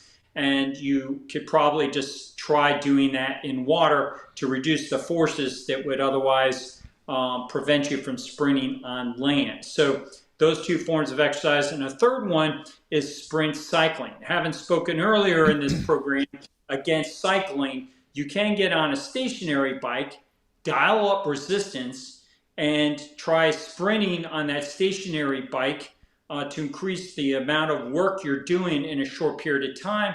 And you can get to a pretty good workout just doing some stationary bicycling. So again, don't do it for long. You want to try to do it for about 20, maybe 30 seconds with maximum amount of resistance, so that you can really get short of breath. And a defining feature of maximum intensity exercise is you really want to see yourself short of breath and your heart rate really go up in a very short period of time. So those poor ladies I see, I feel like they're wasting their time. The silver sneakers crowd in the pool, waving their little plastic toys around. Those are human beings. They should be benefiting. They should do maximum intensity, actually working their way up to that so they can be building their muscle and have a more vigorous lifestyle instead of shrinking their muscles like I showed in those MRIs of people accumulating visceral fat, and their glorious, beautiful muscles are leaving their glorious, beautiful bodies. So yeah, look for ways to incorporate maximum intensity, difficult exercise for a short period of time, condense it in a short period of time, and you'll get way more benefit for your ROI. Now, here's a question that might lead into that idea that you might need to know more about the person to answer the question directly, but I still think there's probably a good general answer to it. Is high-fat carnivore okay if I have atrial fibrillation? Yeah. So yeah, same kind of response. You should be talking to your physician, your cardiologist treating it. But what I will tell you is get rid of your visceral fat. Work on eliminating your visceral fat. Just Google today, right now, atrial fibrillation, visceral fat, and see the connection between visceral fat and AFib. And what's remarkable is cardiologists and family doctors don't know about visceral fat because it's literally kept from us physicians in medical school. The people who know about it are laity, people, regular people who are reading about it, finding about it, listening about it on social media, and researchers, PhDs that are studying it, and oftentimes funding from the big pharma trying to look at ways to exploit it and make money in selling drugs and developing new products to benefit from this disease state. So get rid of your visceral fat and watch your AFib reverse. And for God's sakes, if you're listening today, you are accumulating visceral fat. Some of you, listen to me, are going to get AFib because you don't get rid of your visceral fat. And when you get AFib, you're at risk for having a stroke. Don't want that. You don't want that. So prevent this from happening. Get rid of this dangerous fat that's inside of your body. And myelesteatosis, that human marbling, that doubles your risk of mortality compared to an obese person. And obese people do not live long and they don't live good lives. Well, if they're bad, if you are having twice the mortality of them by having that Wagyu beef in your muscle, don't you think you want to find out about that? So I advocate getting MRIs of your body to take a look what the heck is going on. You're going to have to pay cash out of pocket for these because your insurance company, they're not motivated to get you healthy. The only thing, they have, the only kind of health prevention program they have is chasing cholesterol because guess what? It's the highest amount of profit in any medical drug right now are statins. And oh, by the way, the more, that gets treated, you're still falling apart. They just got you distracted thinking because you're working on your cholesterol, you're not paying attention to your diabetes, arthritis, erectile dysfunction, your enlarging prostate, your bad back, your heartburn, your poor sleep, and your anxiety. How's that working out for you? Your cholesterol is okay though. So get rid of your visceral fat, get rid of the myelesteatosis, start living appropriately, and these disease processes all leave. Out of 6,000 people we study for the National Science Foundation, every form of chronic disease either got better or went away when people eliminated their visceral fat. So, I'm here not to make money. I'm here to warn you about this. Big Pharma and your doctor, unfortunately, your doctor is well-intentioned, but they're a product of curriculums from medical schools set by Big Pharma, and they just don't know about visceral fat and atrial fibrillation. They know about atrial fibrillation, but they're going to treat it with medications and blood thinners. And listen, you don't want to live with AFib. You want it, the Hades, out of your body. You want it gone. Get rid of the visceral fat and correct that. Dogs 2X asked earlier, I didn't have that in front of me, but he asked about full fat yogurt with blueberries and walnuts because his doctor is recommending it. And then also he wanted to know your thoughts on cheese. All right. So forget those blueberries unless you're going to ferment them because the enemy tastes sweet. They're loaded with fructose and carbohydrates. And even though your doctor might think it's a good idea, he or she probably thinks that statins are a good idea too. So I take my blueberries and I ferment the Hades out of them so they taste like blueberry vinegar. Then I add it to my my yogurt, or add it to my steak or something I'm eating, and then I'll consume it that way. As far as chocolate goes, I'm not a big fan of chocolate. I do use it occasionally as a medicine because they have lectins in them, and oxalates are present in these chocolates. And even though they are fermented a little bit, they're inadequately fermented so that they're still really have a lot of these plant defenses and chemical toxins in them. They're small toxins. It's not like you're going to get poisoned by them. But the cumulative effect of eating chocolate every day is damaging your epithelial cells of your gut. So I just recommend a short course of maybe cacao nibs, 100% chocolate, no shortening or fat or alkaline products or sugars or anything added. Forget that dark chocolate. Get 100% cacao nibs and use it as a medicine if you get an injury for a short period of time. But I don't recommend, I'll just be honest with you, quit eating like a kid. Man up, eat your yogurt plain. You don't need it sweet. It's not like you're a little kid that, gets, a little spoonful of sugar, have some medicine, go down. Just eat the yogurt, dude. Don't be trying to please the palate. When we start trying to make things taste better, that's when we get into trouble. Just eat 100% full fat, plain organic yogurt and fermented fruit, meat, and watch what happens. You'll just start doing a lot better. I think a lot of that stuff with the sweets, it goes into our ability to be addicted to things. And there's so many things that people are addicted to these days. And it isn't just drugs, and it isn't just stimulants like nicotine and caffeine. It goes into those flavors and sugar. And then even the things that we watch, pornography and things like that, we can get addicted to a whole bunch of different things.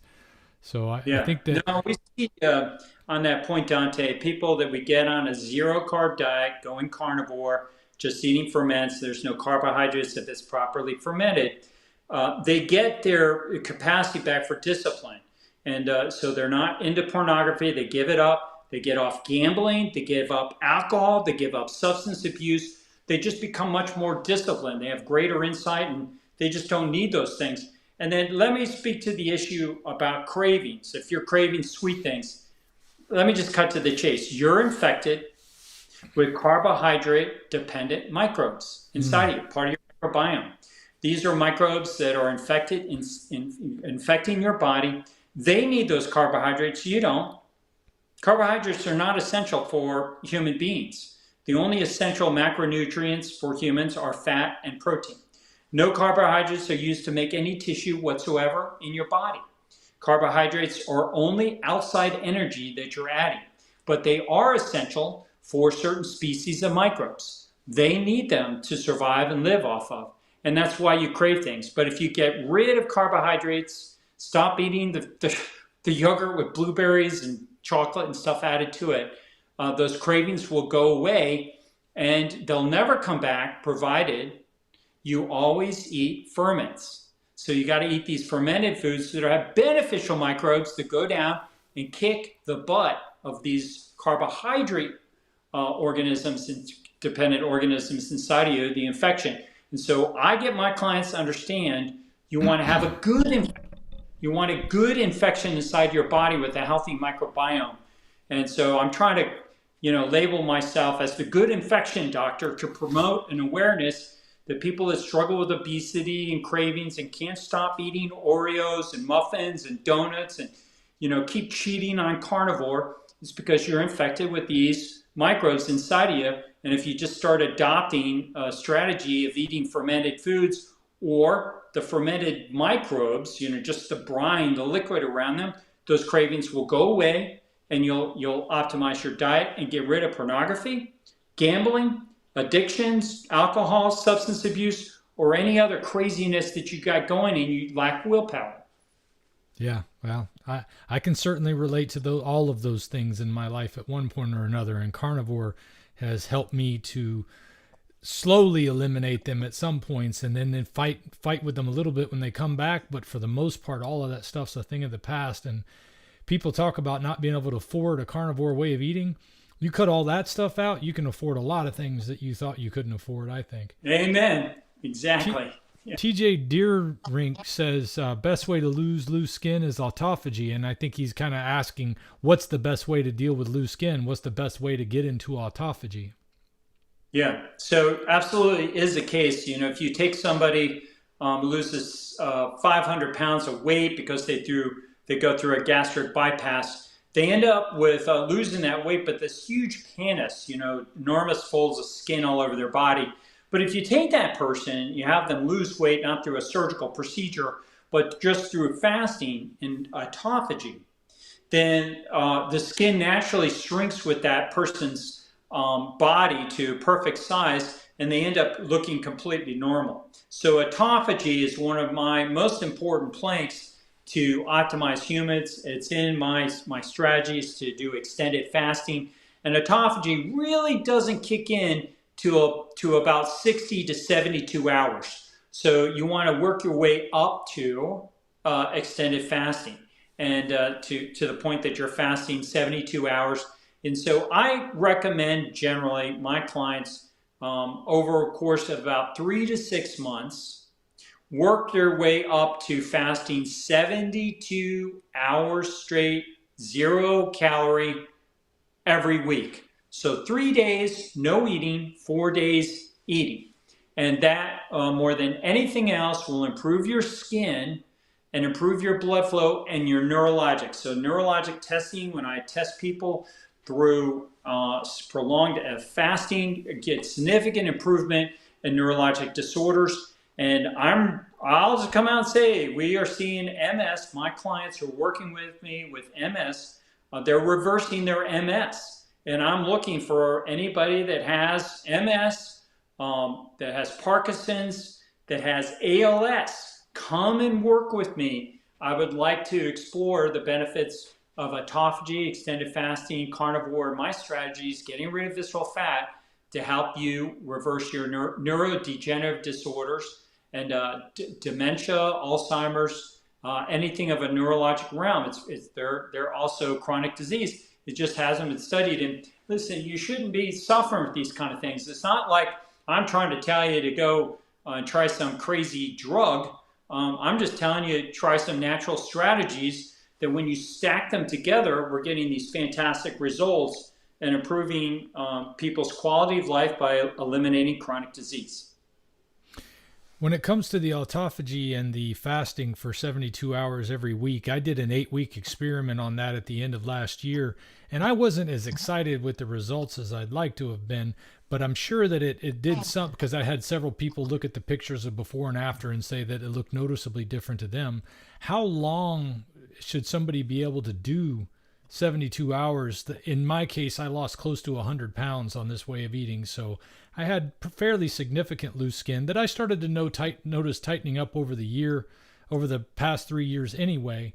But how long would they have to do a fasting regimen like that to notice a big difference where they've lost close to 100 pounds or more? Yeah, well, the short answer is everybody's going to be different, and it turns really on their microbiome a lot in terms of the benefit they're going to get. But it has not been well studied, and so I don't think you can generalize it to a particular way. The best answer is get started as quickly as you can on fasting, and you want to progress on your fasting, your length of fasting, as fast as you can without being discouraged. Discouraged happens when you fast too long, you become too weak, you're too aggressive in it, and you become too tired, and you do this. Oh, I tried fasting and it just wasn't for me. Oh, nonsense. You just did too much. Work your way up to it slowly. Fasting is way too optimizing for you to say it didn't work for you. It's like saying carnivore didn't work for you or keto didn't work for you. You just were, imprecise. you were non-elegant, you were inappropriate in how you executed it. So start slow in your fasting and progress steadily, slowly, so that you can sustain it. I've been fasting 72 to 96 hours every week for 5 years. And in my opinion, is one of the single most important strategies for optimizing my health, right up there with ferments, and because they both optimize your microbiome. More and more studies have come out and showing the advantages, the improvement in your microbiome when you fast. Now, it may seem counterintuitive or not readily apparent or understandable, but you actually optimize the quality and composition of the species of microbes that reside in your gut when you do fasting. So it kind of selects out the bad guys. Who are the bad guys? The ones that are telling you to eat that garbage food when you go in the movie theaters. Tootsie Rolls and sugars and muffins and donuts and cakes and, I'm going to have a slice of cake on my birthday, all that kind of, crappy food is from those bad kinds, microbes that they're fed by those carbohydrates. So when you fast, you expedite the elimination of those microbes from your microbiome. And so fasting is a wonderful way of optimizing your microbiome. I get a lot of people talk about those treat days and doing something special on their birthday. I have found the craziest thing. I used to hate liver, but now, because I only eat it about once or twice a month, because I usually eat liver from the whole cows I buy, and that means I'm not eating a tremendous amount of it. But I love it so much now, it is my treat day. Do you sprint on your fasting days? I always sprint on my fasting days. I always do my toughest workouts on my fasting days. Very frequently on my feasting days, because I do something called fasting and feasting. I don't just eat like an average human being. I eat like my ancestors. So there are days where I'm consuming 7 pounds of meat.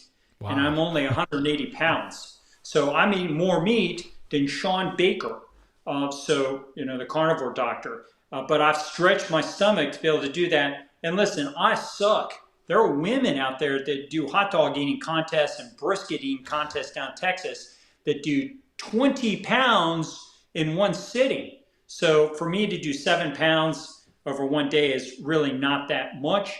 But I feast and I fast. And when I'm feasting, I ain't sprinting, I ain't fighting, I ain't doing anything. I'm sleeping and I'm procreating.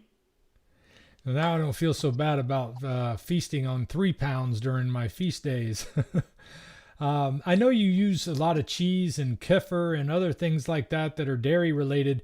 David B. had asked, are you concerned about the connection between dairy and Parkinson's disease? I've never even heard of. Are you familiar with a connection in those? Yeah, there are some studies that show that. I think those concerns are addressed or eliminated or abated, I should say, by doing a few things. First, I don't eat any dairy unless it's fermented. So fermentation improves the form and nature of dairy to make it more permissible. I recommend no consumption of dairy for my clients unless it's fermented. So fermenting puts it into a more beneficial state, more beneficial form, so that it's not as likely to cause problems for humans. And who could consume dairy in a non-fermented form? Babies and maybe toddlers, because they would be drinking milk. And the answer is they have a different microbiome. So infants and babies, toddlers, they have different species of microbes that they're able to properly metabolize lactose and those whey and proteins in that milk in a much safer way that we don't have. We've lost our abilities to do that. So I only recommend eating fermented dairy. And fermented dairy, ideally, I like raw, non-pasteurized dairy. So raw milk that hasn't ever been pasteurized to make cheese, to make yogurts, to make kefir.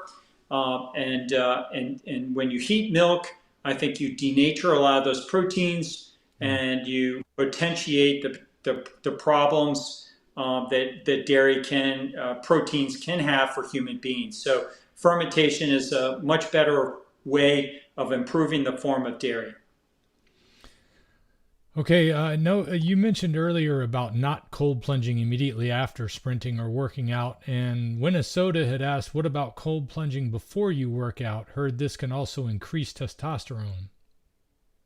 Yeah, I've seen that in studies. I'm concerned. I'd like to see how muscle protein synthesis is impaired potentially by the proximity of that cold plunge workout.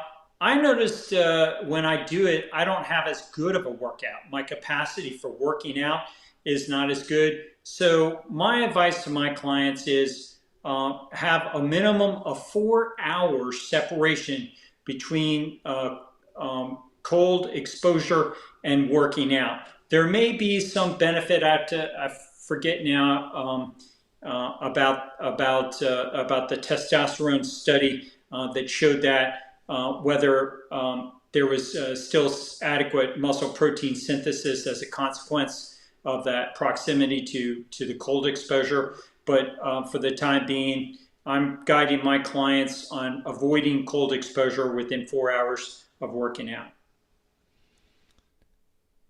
All right. Well, I was scrolling through some more of the questions to see if they're okay.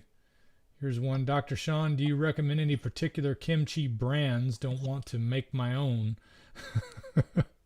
And, Yeah. that's going to be something for a lot of people, I think, because for me, having to make a bunch of things I'm not used to making, just getting on the carnivore diet was hard for me because I thought, geez, now I'm going to have to get the pans out and figure out how to do this without it sticking to the pan. And then the grill is going to be a nightmare to clean. I'm not one of those guys that likes to do all that stuff. The air fryer saved my life when it came to the carnivore diet. So I'm sure this question about buying the right kind of kimchi is a good one for people who are interested in knowing about these fermented vegetables. Yeah, so let me just overcome the tendency on most people's part to eat one fermented food. You can't do it. There's 70 trillion organisms inside of your gut. If you're sticking to one jar of ferments, it's like going to school when you're in kindergarten, and for the next 20 years, the only thing you study is English. You never take math, science, biology, ecology, economics, art, or any other form of education. When it comes to ferments, you want to eat a variety, so multiple jars of fermented foods. I get my clients, a good client will have 10 jars of ferments in the refrigerator. A very good client will have 20. And a really poor client will only have one, like one jar of kimchi or one jar of sauerkraut. So my guidance to you, if you're listening about variety of ferments, is you want Noah's Ark. So Noah, had 2 small amounts of every species. So when I go around, whenever I travel, I'm collecting local microbes in that area from the local artisans that are fermenting food in that area. I go to local food co-ops where they sell these fermented foods, and I'm collecting, little women old women go around collecting silver spoons at Yule, Cracker Barrels, and country stores. I collect microbes. I get my clients collecting microbes inside their gut. So go get fermented foods, eat very, very small amounts of a variety of these fermented foods. Resist the notion of trying to get one particular jar of fermented foods. But having said that, a couple of fermenters that I like, I have no financial interest in them whatsoever, is Fierce Ferments. Physiology foods are also good. And those are fermented ferments in my area up here in Wisconsin, Minneapolis area. All right. Common Sense Keto has a question. I want to sprint, but I don't understand how to accelerate slowly. I'm very concerned about injury because I'm older and I've been sedentary for decades, also still obese. And I think I can relate to this because when I first started doing this, I would jog up to the sprinting line before I would start to sprint. Is that good advice to give right there, or is that what you mean when you say accelerate slowly? I would just slowly accelerate your sprint. Try sprinting up a hill.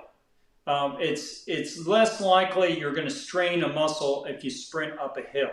So just start sprinting. If it takes you, 45 seconds, a minute to get up, take your time, go very, very slow, and pay attention like Hades to any pain or funny feeling that you might be developing in those muscles. Usually the case, something is starting to warn you that your legs are not behaving. If you feel something weird coming on, some strange sensation, stop. You do not have to sprint. You can abort that sprint, and you can try swimming or sprint cycling, working on my other strategies here to get rid of that visceral fat, and try it again after. Oh no. Oh no, we lost him. Hopefully he can get back in.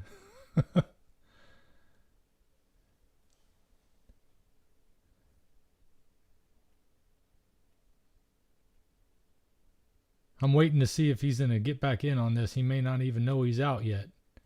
That's the first time that's ever happened.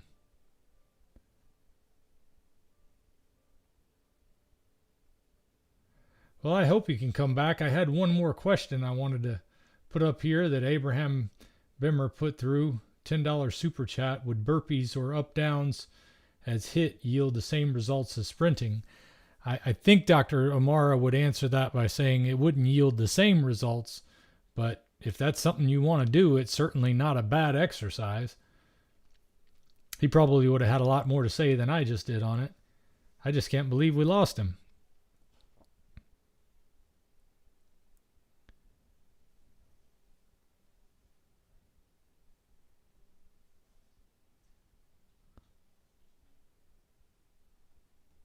Nope, I didn't want guest only. I wanted me only until I can see if he comes back in. Well, it's been 2 hours we've been on this, so yeah, it could be just the internet. As Snow Sea pointed out. But I appreciate, all you guys that came in here and showed up and were able to ask these questions. Dr. O'Mara was hoping we'd have at least 100 people, and at the height, I saw well over 300 people in here watching and talking, and that's so encouraging to me because I know you guys are looking for ways to get healthy, and that's exactly what I'm on the plan for. Is that I used to be that guy that would just wait for my doctor to tell me whatever I needed to do because I wasn't paying enough attention to my health to even get to the point where I could start doing sprinting or thinking about what type of foods I should be eating. I was just waiting on him to tell me if I needed a pill for something. So it's good to see so many folks are able to break free from the chains that have been put on us by so many of these organizations and companies that just want to lie to us about the things that they want to sell. It's so hard for me to talk about it when it comes to these companies because I'm definitely not anti-capitalist. I'm not against people making money as long as they're offering value for that value they're getting in exchange. Most people today are offering lies and garbage, and they want you to pay for that. And that's what we see that turns people so sour to all these companies. They just want your money, and they don't want to give you anything for it. And it's sad because we're being led down this path by people in leadership, people in positions of government. Got to do that now, huh, Sam? And it's the people that we're supposed to be able to trust. It's even our doctors because they're taking money from these pharmaceutical companies. They're getting educated by these pharmaceutical companies. So even when a lot of people come in that normally would want to be a doctor because they want to help people get healthy, and they're not able to do that because they're being trained the wrong way to begin with. They're not being taught anything on nutrition, and they're just leading us down the wrong path. Let's see, John Barry left a super chat here. With sprinting on my Peloton exercise bike provide the same benefit as running sprints? I don't know that it would provide the same benefit, but if that's all you can do, it's definitely better than doing nothing. Well, it looks like Dr. Sean's internet must have went out completely, or he lost connection altogether because he hasn't been able to call back in. But, I'm just thankful that we've had as long as we've had, and I thank all of you for showing up. So I'm just going to wrap it up now, and hopefully we can have Dr. Sean come back if there's a little bit more that you guys want to know about this. I am going to be coming back at the end of 60 days as I plan to continue sprinting every day between now and the end of 60 days, with the exception of the days where I know my body is saying, Dante, you need a break. I encourage you guys to listen to your body too. Listen to your body when it comes to what you put in your body and what you put your body through. Your body will tell you what it needs and what it doesn't need. But sometimes it's going to tell you things that you don't want to hear, and you don't want to get out there and exercise. A lot of times that's just up here. But when you're physically feeling pain, you've got your knees are hurting or your ankles are hurting, you might want to take it easy on those days. But just because you don't feel like doing it is not your body telling you not to do it. And also your body can tell you, yeah, eat that Pop-Tart, eat that cake, eat that piece of sugar, eat that piece of fruit. Give me anything that's going to give me the fix I want. That's not actually your body talking. That's those microbes in your gut that are telling you you want to eat that stuff. I keep seeing the comments come in, and I want to be able to make sure I don't leave anybody out, but I appreciate all you guys for the thanks and the kind words, and I hope to see you guys again soon. Until next time, be well.